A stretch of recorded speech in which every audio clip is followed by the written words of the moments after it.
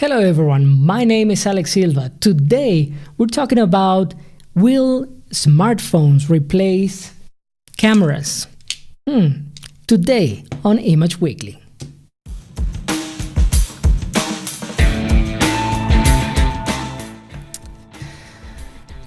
Well, this is a very common question these days. Actually, not only these days, I think this has been a conversation that has happened or that pops up every once in a while in any online forum or within a group of friends. Will smartphones at some point replace dedicated cameras? We could talk about this all day, pretty much. But well, I do have a few things to say about it, and in short answer is no. I don't think they will actually replace them, but they have made a lot of advances, and both options, whether a dedicated camera or a smartphone, they both have strengths and weaknesses. But let's talk about mostly about smartphones in 5 different areas, and let's see how good or bad they are, and let's figure out what's best for you. Let's talk first about portability. And when it comes to portability, yes, smartphones are simply the way to go. We usually carry them. It's very easy to take them with us on a trip, on a walk, or whatever. So it's very easy for us to make them portable. Even though mirrorless cameras have now come or become really small, or even if you use a compact camera, it's way easier to have your smartphone with yourself. It's as simple as that. So I think in this area, smartphones win. Let's talk about sharing capabilities. And this is another area where smartphones win right away. It's incredibly easy for us to take a picture and share it right away with our friends, whether it is through direct messages or email or social networks or whatever. It's very easy for us to share our images right away. Not so much with dedicated cameras.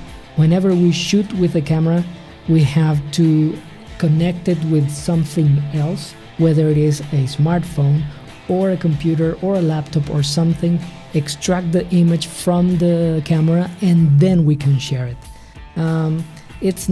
It has become easier now with the wireless capabilities of many cameras. However, it still has a way to go.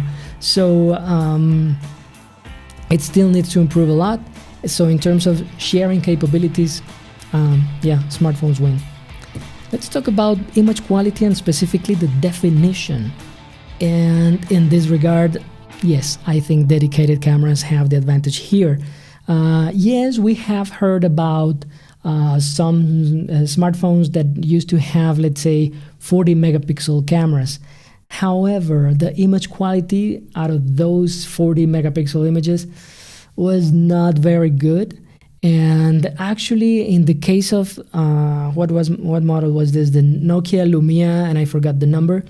That really high number of pixels was not used in order to provide a really high definition image, but it was used for digital zoom. And yeah, it kind of makes sense in that regard, because it was downscaled. Those 40 megapixels were downscaled to 8, if I remember correctly. So it makes sense in that regard. However, with current cameras, well, most of the current cameras in the market are 24 megapixels or up. You can find 42, 45 megapixel cameras nowadays pretty easy. Actually 50 megapixel SLRs. So and the image quality, since the sensor is so big, is very, very good. It actually rivals that image quality from medium format cameras. So in terms of definition and image quality, yeah, I have to provide the advantage to the dedicated camera. That is the next point that I wanted to mention is the sensor. which also has an effect on the image quality at the end. The sensors in smartphones are very, very small. However, sensors, even with APS-C cameras, are way bigger than the sensors found on smartphones. That's why the image quality, and specifically the low light capabilities of smartphones, is pretty bad. Even with really good smartphones, no, they are still very limited to shooting on very much ideal conditions of lighting. Otherwise, no, you're going to end up with really noisy images and things like that. So in terms of the sensor and the image results, because of the sensor size, yeah, definitely the dedicated camera has a major advantage there. Let's talk about another point, which is a bit controversial nowadays, but it's important for us to mention it, and it is computational photography. Computational photography is when we use computer calculations instead of optical devices in order to produce an image or to improve the quality of an image. And in that regard, smartphones have made a lot of progress in this area, in computational photography. We can find it, let's say, in the portrait mode that we find in the iPhone 7 Plus or the 8 or the iPhone 10. Or you can also find it in the Google Pixel 2 XL, also in the Galaxy S8, if I remember correctly. So it has become more common that the camera in the smartphone takes an image or takes a series of images and makes an end result using a lot of calculations. So they simulate, let's say, the bokeh effect that you will find in a really high aperture lens on an SLR or a mirrorless camera. And although it's, let's say, the results, well, we can talk about these results all day as well. However, the progress is there. They are making constant progress in this regard, and we don't see any of that in cameras. We can argue that it is not needed in dedicated cameras because we usually post-process our images on a computer or tablet or things like that. However, we cannot deny how different the cameras on smartphones, or specifically the computational photography available in our current smartphone cameras, is really impressive. So I think in this regard, smartphones have a bit of an advantage there. So in the end, I think smartphone cameras have become way better, and they have carved a market for themselves at the expense of, let's say, compact cameras. However, though in some areas like image quality, I don't think, because of their physical limitations in terms of the sensor size and the like, I don't think they will replace SLRs or mirrorless or dedicated cameras for that matter, because, well, they do have different approaches to being made.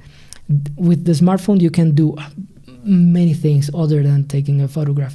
With a dedicated camera, you're only creating images, and that's why you can you can be sure that the end result will be great. So